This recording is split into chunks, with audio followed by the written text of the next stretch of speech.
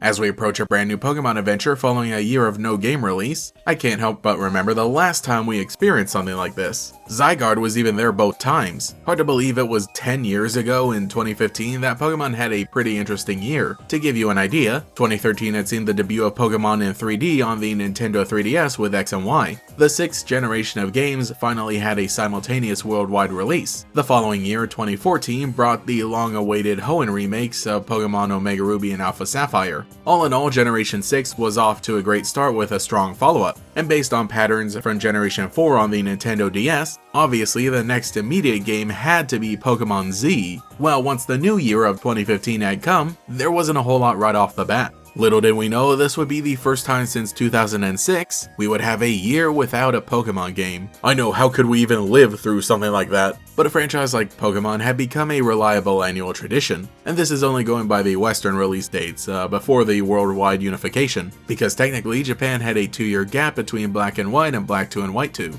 But the point is that now in a new era of simultaneous releases, both of which felt tied together with the first feeling a little incomplete, all eyes were on Game Freak to bring everything together. And during a Nintendo Direct on January 14th of 2015, they announced Pokemon Shuffle. Okay, that was only a little beginning of a year presentation. Surely there would be more to come. Fans would obviously have to wait a little while because this was before the Pokemon Day presentation had become an annual occurrence. The history of Pokemon Direct, later called Pokemon Presents, is actually kind of interesting. They had 2 in 2013 and nothing until 2016, where they became annual except for 2018. And it wasn't even until 2019 that they became biannual, with one basically guaranteed on Pokemon Day in February. Except for 2020 when they did it in January. Okay, that was quite the side tangent, let's get back to 2015. Because in a Nintendo Direct on May 31st, the Pokemon Game of the Year was revealed to be Super Mystery Dungeon. Definitely a fine game and another in the beloved series, but it made everyone curious of whether there would be a main series game at all that year.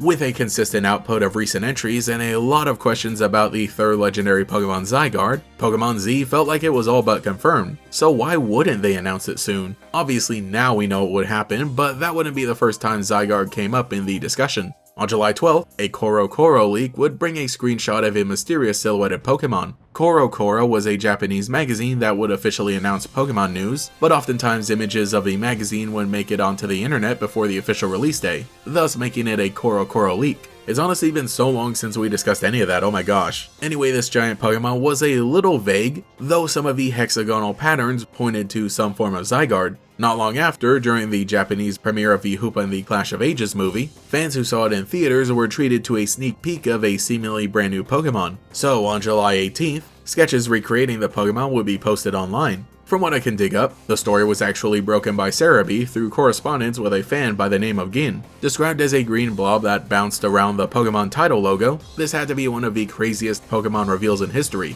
Shown off in a teaser at the end of a theatrical movie that was only in Japan at the time, the internet was well used by fans at this point, so communication across the world was possible, but when the new Pokemon form could only be described through words and portrayed in sketches based on memory, it felt like a wild game of telephone. It was so exciting to be part of the discussion as it happened. The next day, more people were able to see the movie, so more accurate drawings were posted. And looking back, it is cool how close these ones are to the official art. And now all eyes were on Zygarde because this had to be related in some way, right? It literally looked like a mini version of it. That is what most people thought, especially on August 1st, giving the entire world a clearish look at the green blob. Clearly it was meant to build up something for the anime along with the previous silhouette, but being more than halfway through the year with no announcement in sight, when exactly would Pokemon Z come out? That is, if this thing was even related to Zygarde. It would honestly be a long time before we would discover that Zygarde cores don't actually count as Pokemon. On August 10th, we got another Koro leak that detailed the green blob teased during the Hoopa movie, and showcasing it in the upcoming Mega Evolution special, which was later released on October 29th.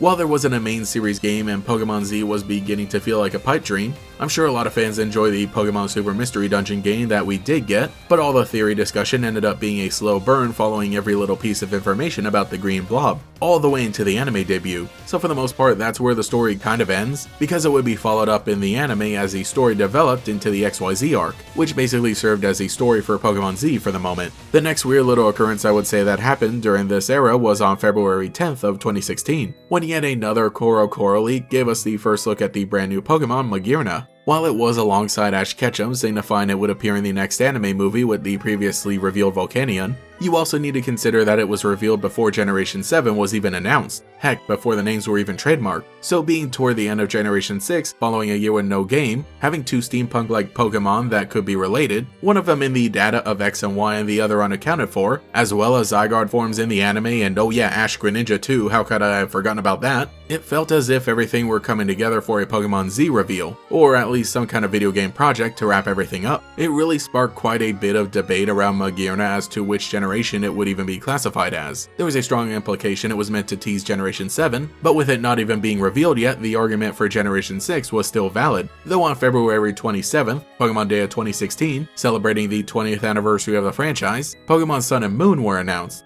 And that was the final nail in the coffin for the much speculated Pokemon Z. As we know, the rest is history.